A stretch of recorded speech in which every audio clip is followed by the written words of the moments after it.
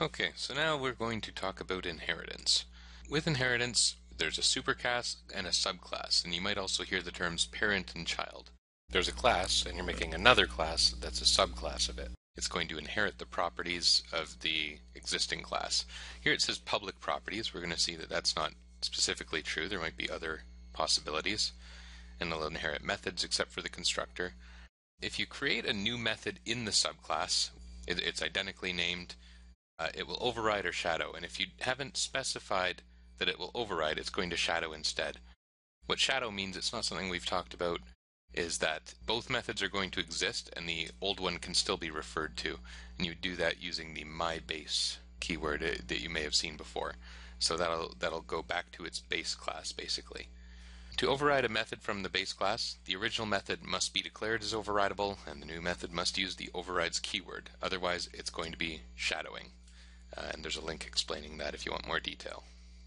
A child class can override an inherited method. The methods have to have the same name for it to be overridden. The program can tell which version of the method is actually being called based on which object calls it. So if two different objects are from different classes and have the same method, it'll know based on the object which method it's running. Looking briefly at the payroll code, there's a few allusions here to how the inheritance could work with this. Here, for example, we've got his FindPay method, which is pretty close to the calculation method from some of the work we're doing in this course. So it's a protected, overridable method. That means if I created a subclass of this existing payroll class, then I could create a method called FindPay that overrides this one. This is very similar to what you'll have to do in order to make Lab 2 work successfully, where you'll be having separate pay calculations for senior workers than for regular workers. You'll also find here an example of a method that overrides another method.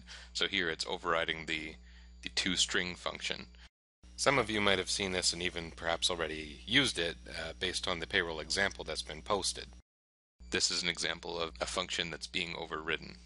I want to keep these videos short, so I'm going to cut this one here and there'll be a part 2 right away.